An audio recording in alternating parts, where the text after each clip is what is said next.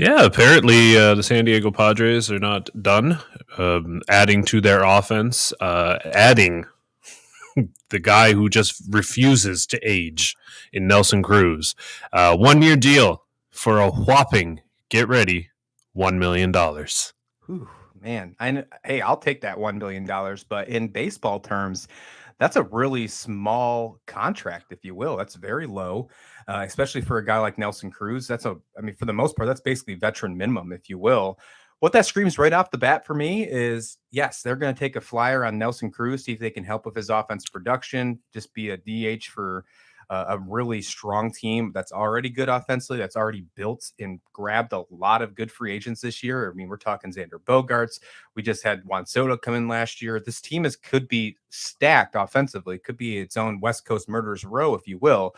But if it doesn't work out, it could really just turn into what we saw with Robinson Cano last year. It could be an easy DFA candidate. You're not really losing anything. You're not going to lose sleep if you have to DFA a $1 million veteran guy like Nelson Cruz. So all win, all no risk really for the Padres. But if it does work out, could be exactly what they need to get maybe over the edge in that NL West, Sean.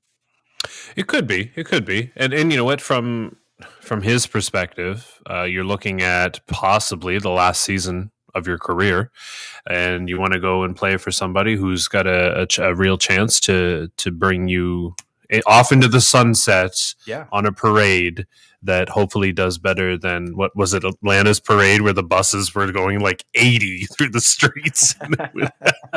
Hey, the sunsets just outside on San Clemente aren't too bad in San Diego. I mean, that's right. There is a way worse place to play than over in Gaslamp Quarter at Petco Park. There's just some really good places. That's just a fantastic ballpark. And what they're doing to the culture there in San Diego, I mean, you gotta love. I mean, people love to go watch baseball there right now. For the last 4 or 5 years, it has been.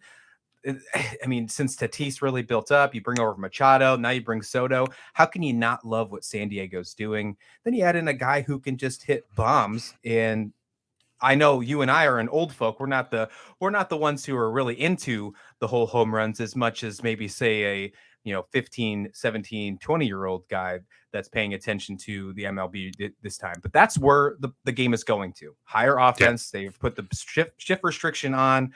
You put a guy like Nelson Cruz. Hey, we just saw it with Albert Pujols last year. He had his best season, and it was his going out season. We're going to talk about an old guy later on as we talk about our AL Central preview here. But I like this Nelson Cruz for the Padres only because, like I said, no risk for the Padres. All reward if it can happen.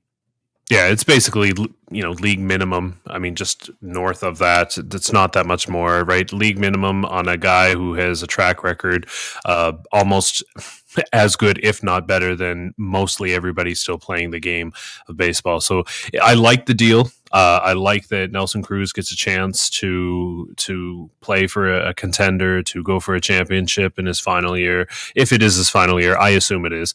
I think, it's win-win for everybody involved. Win-win for even the fans of the San Diego Padres, getting somebody who, at the later end of their career, but can still contribute. I think it's good. I think a good deal all around.